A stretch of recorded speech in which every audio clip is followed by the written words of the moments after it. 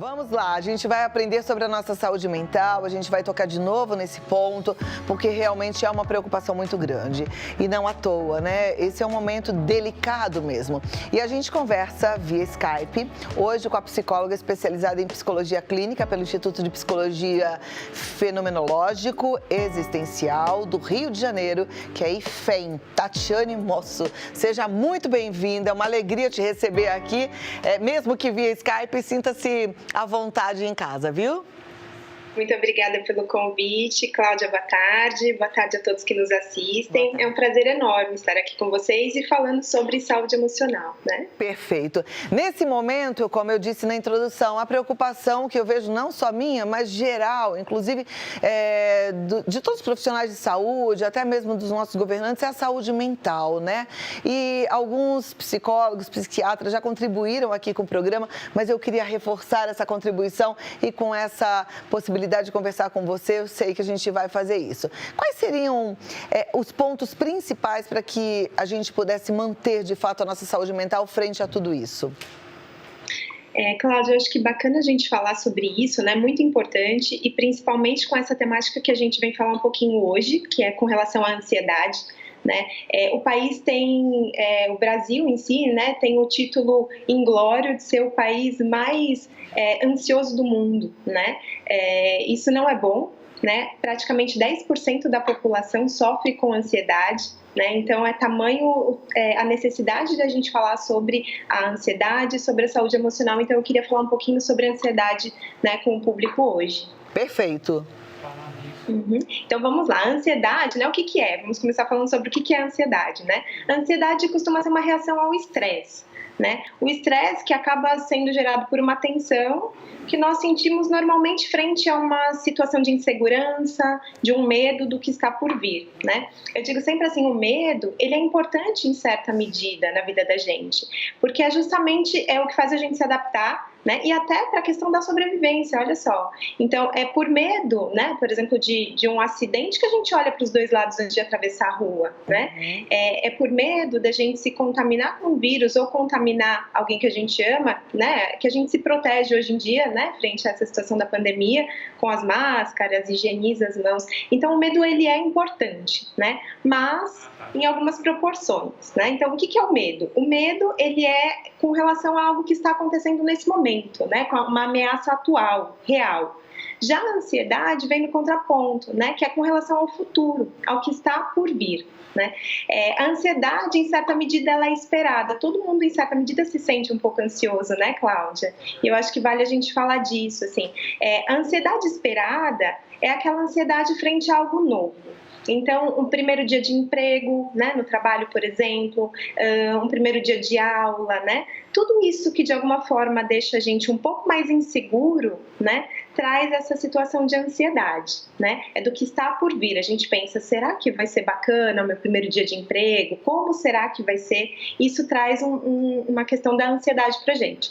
Por outro lado, tem aquela ansiedade um pouco mais leve, assim, mais fluida, que é a ansiedade da euforia, né? Que é, por exemplo, não vejo a hora de chegar o meu aniversário ou de chegar as minhas férias, né? Então, isso é um outro tipo de ansiedade também que a gente pode pensar e que a gente vive no nosso dia a dia, né? Então, essa ansiedade, de alguma forma, frente àquilo que é novo, né? Que não nos é muito familiar, ou frente a uma situação desejada, né, essa ansiedade eufórica, isso em certa medida é esperado na vida da gente, né? Eu acho que a questão justamente é quando isso toma grandes proporções.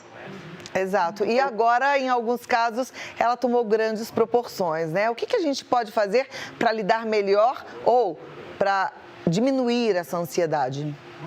Pois tomou grandes proporções, né? Eu acho que a gente vive justamente com a questão da pandemia e tudo mais, uma situação de insegurança, né? E a gente fica muito projetado nisso, né? A gente tem o nosso país, não só o nosso país, mas o tempo em que a gente vive tem um senso de urgência, né? É tudo para ontem, então a gente vive já pensando no futuro. Né? Como vai ser, né? Eu acho que uma movimentação muito significativa para a gente fazer nesse momento é justamente se voltar um pouquinho mais para o agora. agora. Né? Assim, então, de que forma eu posso cuidar um pouco mais de mim nesse momento, né? À medida que a gente está dizendo que a ansiedade é algo que está pensando lá na frente, que está pensando no futuro, né? Cabe a nós esse movimento que não é fácil, né? Mas de entender quais são aqueles gatilhos, né? Aquelas coisas que despertam na gente, em certa medida, a ansiedade. E isso, Cláudia, é muito particular, né? Cada pessoa vai experimentar a ansiedade de uma forma diferente, né? O gatilho é sempre muito particular para cada um. Eu digo que é como a automedicação, por exemplo, né? Se todo mundo toma um remédio para dor de cabeça, né, ele vai diminuir o sintoma.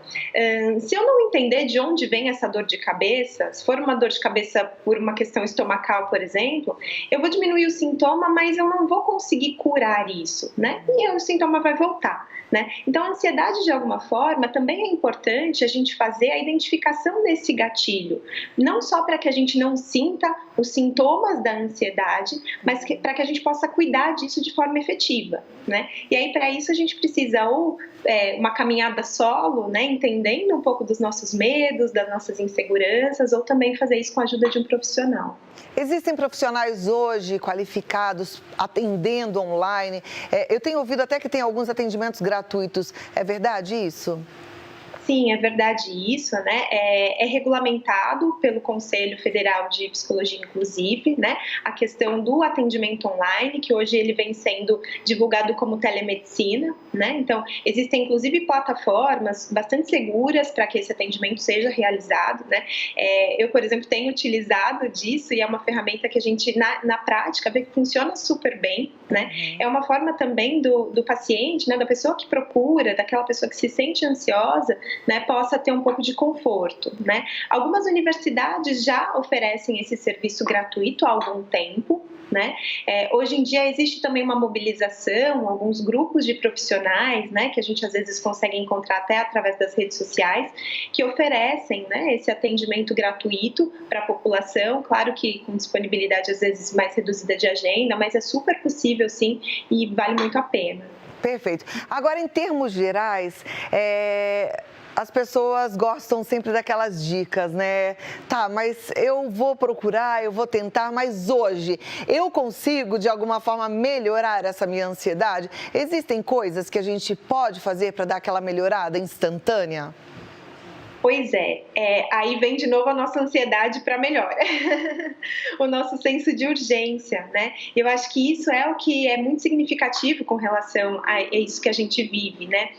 A gente espera que as coisas possam se resolver de uma forma mais urgente e nem sempre isso é possível, né? Mas a gente pode sempre buscar ir melhorando a cada vez. Mas tem sim, né, Cláudia? Eu acho que a sua pergunta é muito válida, porque assim, de onde partir, né? O que a gente faz imediatamente? Então, quando a gente fala que a ansiedade é estar muito disposta para o futuro, acho que vale a gente voltar um pouquinho, né, para o agora. Algumas coisas que são muito valiosas, né? A ansiedade ela acaba trazendo muito a sensação de sudorese, então aquele suorzinho, né?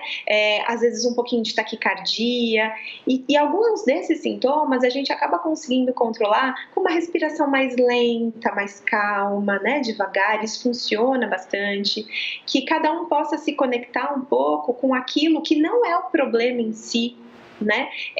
Mas que faz se sentir um pouco bem, né? Para que então a gente possa depois olhar para aqueles nossos medos, para aquilo que deixa a gente ansioso, de uma forma um pouco mais leve, né? Então eu acho que inicialmente a gente pensar que essa procura, né, por acalmar um pouco o coração, né, assim, por se conectar mais com a gente mesmo, com práticas que são significativas e que vão desacelerando um pouco a gente, isso é muito fundamental e para um início, né, dessa busca por diminuição da ansiedade vale muito a pena.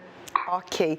Tem gente que já mandou pergunta querendo saber se ficar assistindo séries, filmes, ou seja, saindo de certa forma da realidade, ajuda para a diminuição da ansiedade ou não? Pois ajuda algumas pessoas, né? Nem todos, né? Mas sim, pode ser significativo por um momento, né? A questão depois a gente tem que voltar. né? A gente tem que voltar para a realidade. Então, eu acho que um pouco a gente precisa desses descansos, né, Cláudia? Da gente sair, parar de pensar um pouco no problema, né? Relaxar um pouco, respirar um pouco, se curtir um pouco, se cuidar, assistir um programa que a gente gosta, né? Ou uma série que a gente gosta. Isso é muito valioso e faz bem para a gente, né? E de fato, quando a gente está se sentindo bem, né? Isso transborda. Parece que os nossos problemas até diminuem um pouco, né? Isso é muito real. Então, sim, eu acho que é muito valioso, né? Mas lembrando que quando a gente voltar para o problema, já mais descansadinho, já mais relaxado, né? Que a gente possa cuidar dele, então, para que ele vá embora de vez e não permaneça ali com a gente. Ou seja, resumindo, o que eu estou entendendo é que algumas pessoas lidam muito bem com uma fase difícil como essa e a gente pode lidar muito bem com essa fase se a gente revisitar aí o que é que está impulsionando essa ansiedade. É isso? Perfeito, exatamente isso. A insegurança, né, que é o que desperta normalmente a ansiedade na gente, esse medo do que está por vir, isso é uma coisa que sempre vai acontecer, né, Cláudia? Porque coisas vão acontecendo na vida da gente o tempo todo.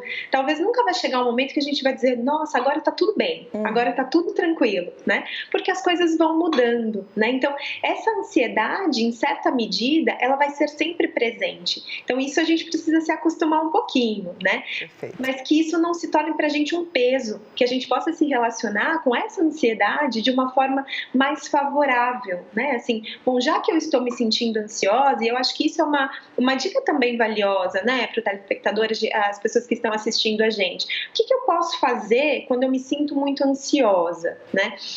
Bom, se eu tenho, por exemplo, uma prova, e eu estou muito ansiosa por conta de uma prova que eu vou fazer, né? Eu tenho como saber o resultado da prova antecipadamente? Não, né? Isso que deixa a gente ansiosa, né? Mas então o que eu posso fazer nesse momento para me acalmar um pouco com essa tensão? Talvez eu possa estudar, buscar um pouco mais conhecer daquela temática, né? Para a qual eu vou me colocar em prova, né? Isso acalma, né? Isso tranquiliza. Então é um exercício da gente olhar não para aquilo que a gente não consegue dar conta, né? Mas olhar também para o que é o nosso possível, né? O que a gente pode fazer? Às vezes a gente fica tão no problema que a gente não volta e olha um pouquinho, talvez tenha uma solução meio desajeitada, mas tem ali com a gente. Muito bom. Muito obrigada, doutora Tatiane Mosso, psicóloga. Ela está no WhatsApp 11 98106 6296, o Instagram Tatiane Mosso Psicóloga e o site é clinicatatianemosso.com.br. Foi uma alegria conhecê-la e poder conversar um pouquinho e aprender contigo. Uma ótima tarde e até a próxima oportunidade. Muito obrigada, viu, Cláudia? Tchau, tchau. Tchau, muito obrigada.